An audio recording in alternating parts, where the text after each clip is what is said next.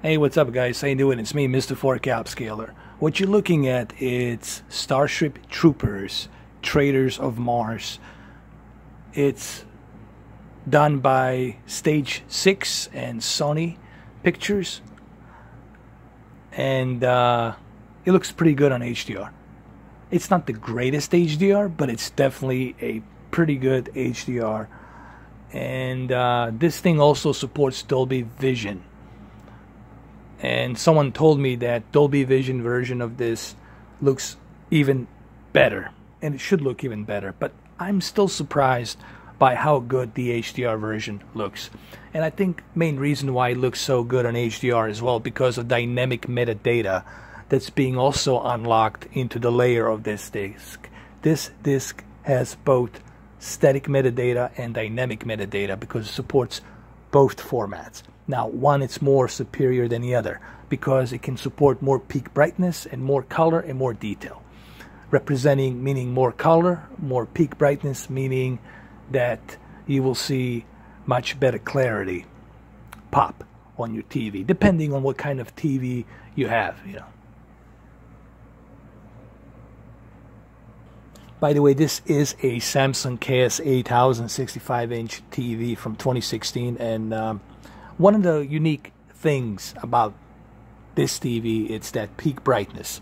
It has that 1400 peak brightness nits that's necessary for HDR10 to truly flourish. And it also has quantum dot nanocells technology to make the white color gamut be truly represented here. So it has true white color gamut with true peak brightness here. And this is why it looks good on this TV. However, what this TV doesn't have is full array of local dimming, meaning that deep dark levels are not going to be that great on this TV. But I'm going to show you a couple of tricks how to get those deep dark levels a little bit better from the center. And look, even here, look at the detail on the newspaper here. It looks almost as if, like it almost looks three-dimensional. Believe me, guys, you have to try this this movie, this 4K movie HDR, and I'm impressed just by how good the HDR looks, and I can only imagine how good the Dolby Vision is gonna look. Here, just to show you a little bit more, this is the Sky Marshal Amy Snap, and she's a real bitch in this movie. It's actually a pretty good animated movie. It's rated R, so there's some Skinemax there, here and there. There's some nudity, but it's a lot of fun. I enjoyed it. It's really good. But I can't wait to try Dolby Vision to see how Dolby Vision looks on this thing.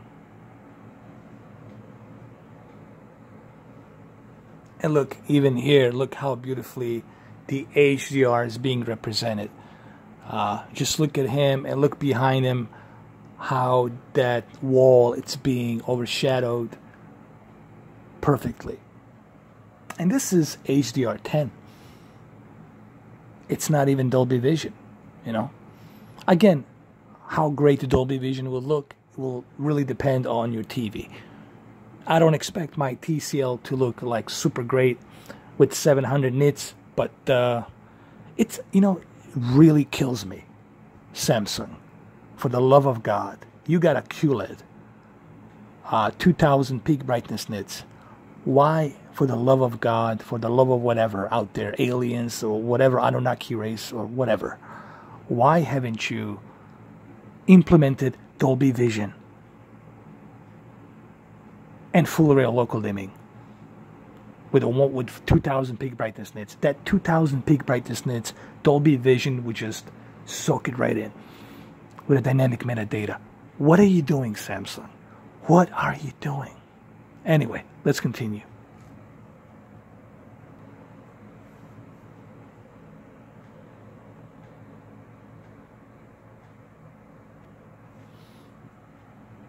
And even right here, as you can see, the light being overshadowed right here on this side. That's HDR doing its job. You can actually count in every and each hair right here. That's how much detail you get to see. It's almost like three-dimensional. Think of it like a depth of field, three-dimensional. It feels three-dimensional. That's the best way to describe HDR. HDR looks the best when it's done properly.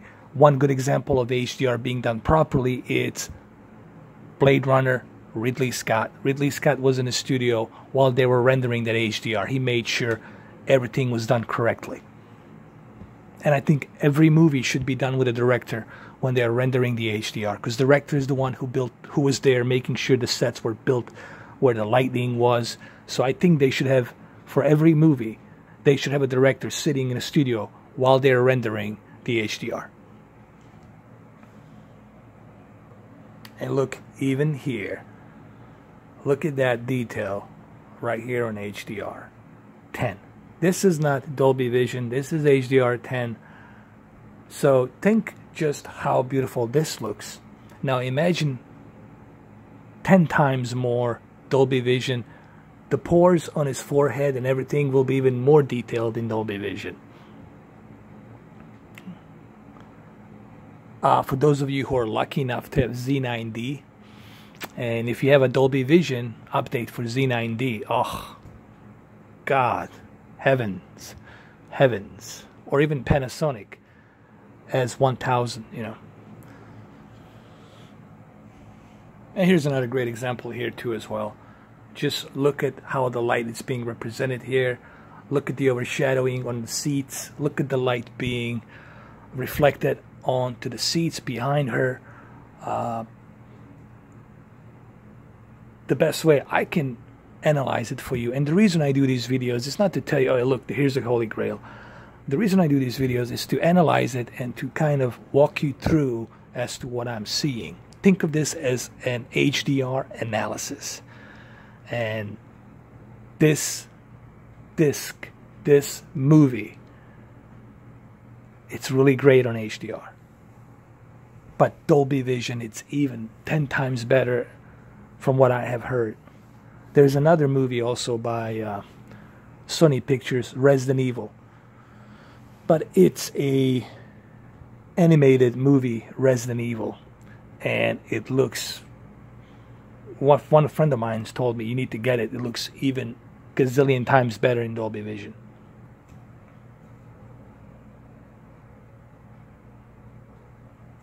And look right here, it's picture perfect. Now, while we're still going through these scenes, let me show you what I'm using in terms of calibration here. For this particular movie, obviously, backlit, it's going to be at maximum, and contrast, it's always going to be a maximum. Why? Because this is an HDR film. Whether you're running an HDR or Dolby Vision or any of the 4 HDR formats, it's always going to be like this.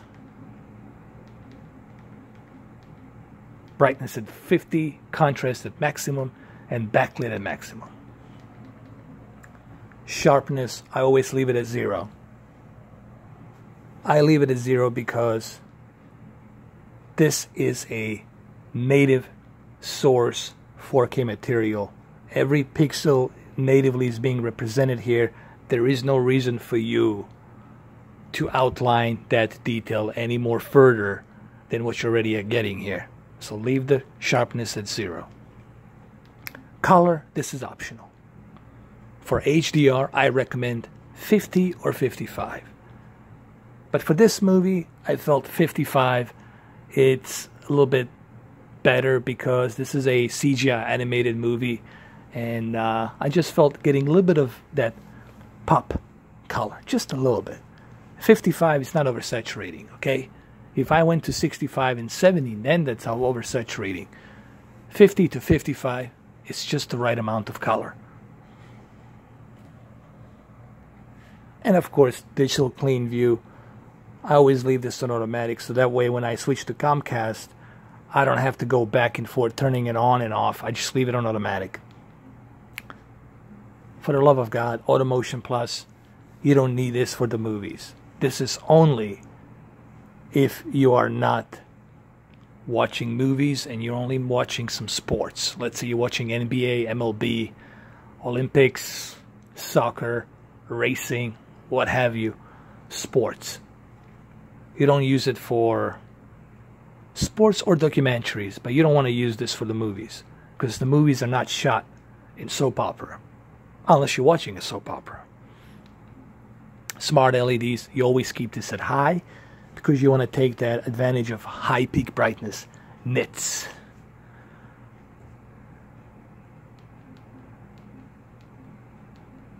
And dynamic contrast, you want this off because if you turn this on, you're going to crush your white bright levels and then you're going to lose the detail of HDR. Color tone, this is a personal preference.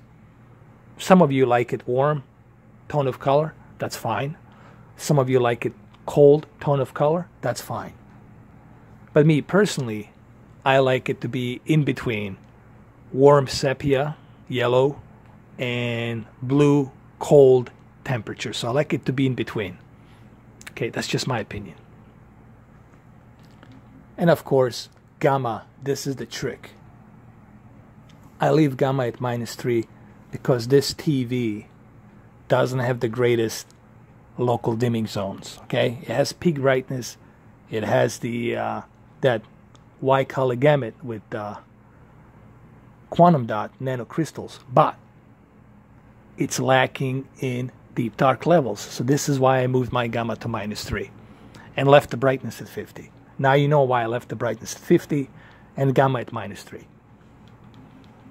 And color space, it's always native because you want that native spectrum of colors to be on your screen. And here's another great representation of the HDR. That's Carmen sitting on the captain seat right there. She's being called by this other character, which I'm not going to tell you who. I don't want to spoil the movie. But look just even here. Look how beautifully that HDR is being represented between deep dark levels and contrast and color. And here's another great example as well.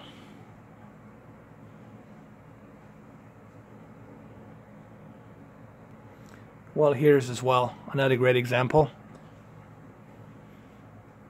Just look how beautifully that looks. And this is HDR10. It's not even Dolby Vision. Now just imagine how beautifully Dolby Vision is going to look with that dynamic metadata. And here, yet another great example.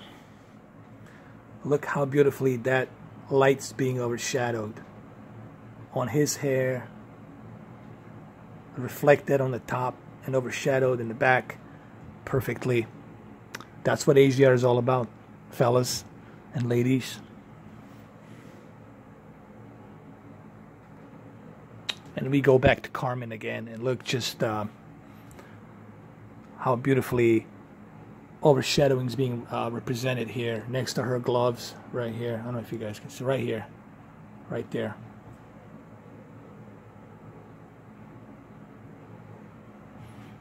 If you really, pause some of these HDR movies and you take some time to examine it, to look at it, and you truly appreciate, wow, that's what HDR is all about. And that's why HDR is so important next to 4K resolution.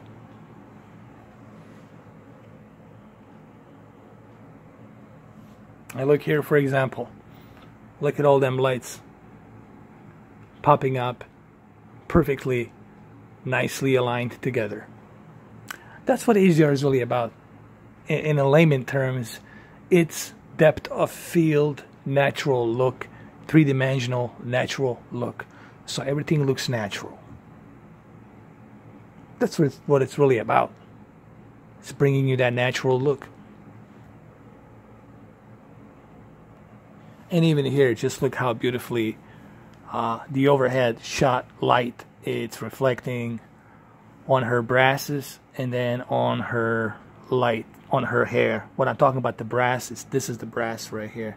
The rank, the brass. And then of course, I'm sorry, right here, the hair, on top of the hair, right there.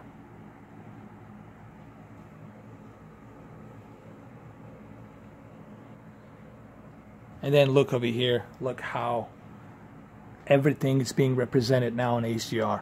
Every color is being reflected naturally.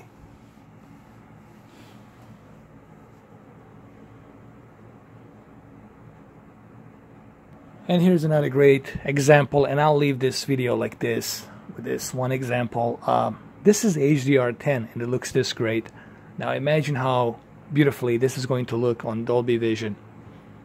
I can't wait to try this out in Dolby Vision. And also there's another movie, Resident Evil, that's also in Dolby Vision. Can't wait to try that out as well. So anyway, there you have it. Hopefully you guys enjoyed this video. And I still have a bunch of 4K movies to get to. Close Encounters of the Third Kind, Wonder Woman, Starship Troopers, original, E.T. So I still have a bunch of movies to get to. Alright guys, well thank you for watching, and I'll see you on the next video. Take care, have a nice weekend. Love you all, take care.